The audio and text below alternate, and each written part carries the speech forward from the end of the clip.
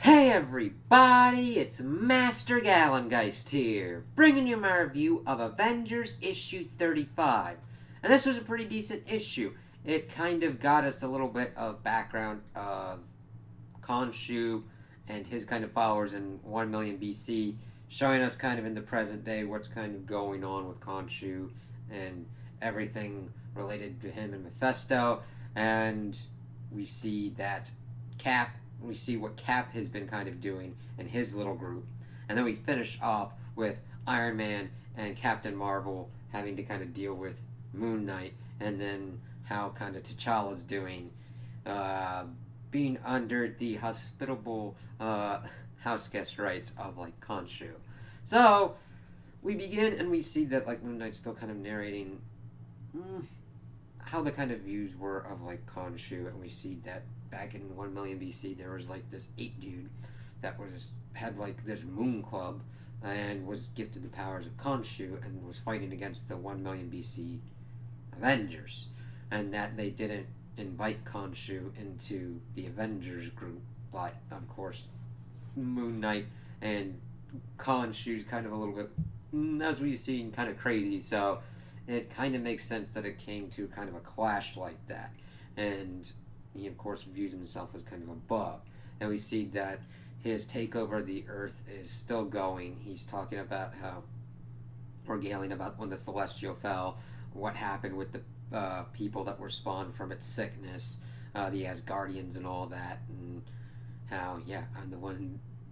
We'll show them, won't we, Mjolnir? Talking to that, he gets an update from his priests and everything, being like, yeah, we've still got pockets of resistance in like DC, Moscow, Krakoa, and other kind of places, but if they keep moving, they'll be able to execute his plan. Of course, Khonshu is still afraid and has this like whole of fear in him, and he needs all these other things in play, like the Phoenix Force, Starbrand, the Panther. Those mystical energies are needed for whatever plan he's got to fight Mephisto. They of course want him. His followers want him to utilize Moon Knight, but Moon Knight has been sent off on a different mission, and he tells the followers to leave if they value their immortal soul, because we see a giant kind of fiery gate as a cowboy Mephisto has been sent to kill him. All right, and they have also set a trap sparing on a moon train carrying special cargo to lure out Cap and his renegade band of resistance fighters. We then switch over to that as we see Cap and Blade riding it off towards this moon train. Of course, Blade is the one that's like, yeah, our cargo's on board. And I'm like, oh, so you pretty much got Wolverine senses. Nothing about me's Canadian. So, Cap, get your head in the game, guys. Let's get on this. We're guerrilla tactics. Let's go. Jen, of course, is used to stop the train by getting angry, thinking about all these things, but it's the Knicks that set her off, which is kind of funny. As she kind of stops the train, Cap and Blade are fighting their way through all these kind of mummies, and Khonshu priest dies. Cap's like, hey, keep yourself reined in. You can get him bleeding, but no killing here. And Blade's just commenting on the fact, like, yeah, it's always kind of crazy that these people always pop up with masks and everything saying, hey, yeah, the boot on your neck, that'll help you. And also, he's talking about how it's great that he is not the oldest person in there. And Cap's like, yeah, keep up then. We see that She-Hulk is able to burst her way through and, like, use a gamma breath to pretty much take out most of the mummies. They kind of link up, and the rest of the forces surrender, and they go to these sarcophagi and find Strange, Iron Fist, and Robbie Reyes.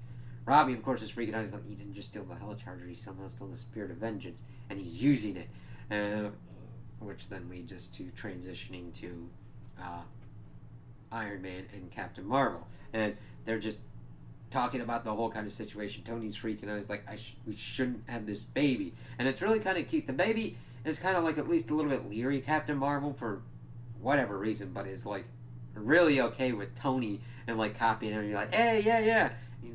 This is insane. This is nuts. It's like, yeah, I know Moon Knight's crazy as all this, but I mean, like, out of all the people, I should not be the one with this freaking baby. And Tony's just like railing on and on. But then we see that Captain Marvel has been wrapped up in like hellfire chains as she's pretty much sucked into a hell dimension in the Charger's trunk. She of course is dealing with that, and then Tony's trying to make sure that he can like stop Moon Knight from getting the baby, but Moon Knight lets slip that's like, yeah, I've got to do this to stop Mephisto. Tony's like, what? They're kind of talking, but of course Captain Marvel bangs out first and is able to fly off with him, even though Tony's like, wait. But we see Moon Knight's talking a little bit more and being like, hey, he was going to give me the kid because he knows what's going on. He's got a bigger part to play in this. So we'll have to see how Tony's part hangs out in this arc as it comes into an end. With this having this confrontation, Tony's like, Carol, you gotta take this baby away from me. It ain't safe. You have to, because you was getting ready to give over the Starbrand baby. And if they had taken her power, who knows what would have happened, because she kind of had that power before she was born. And Carol's like, okay, all right, fine, cool, all right, don't freak out. We switch over then to Khonshu as he is murdering another Mephisto, and he sees all these bodies. We see this giant mound of Mephistos that he's murdered, and he's like, I need these power sources. I need Phoenix, Starbrand, Panther. Of course, we see Black Panther come up and be like, we see that also Moon Knight's talking about how he's glad that there's better men than him out there, and that he hopes the Avengers can see the way that he's laid out for him. Of course, T'Challa's like, yeah, look me in the eye, man. We're going to see who breaks first, and it's not going to be me. I'm like, woo! I can't wait to see. Now, granted, T'Challa's not in good shape, but he's gonna show Khonshu a thing or two. So that, I'm kind of looking forward to see how that all shakes out. If like a dozen other Mephistos show up at the same time, it's going to be bedlam and crazy. I have no idea kind of where this is going to end, and I'm just intrigued to see this ride. And I'm like, there we go. So those are my opinions on the issue. Tell me what you guys think in the comments below. If you liked it, if you didn't like it, if you agree with me, if you disagree with me. Also like and subscribe, and I hope you have a good day.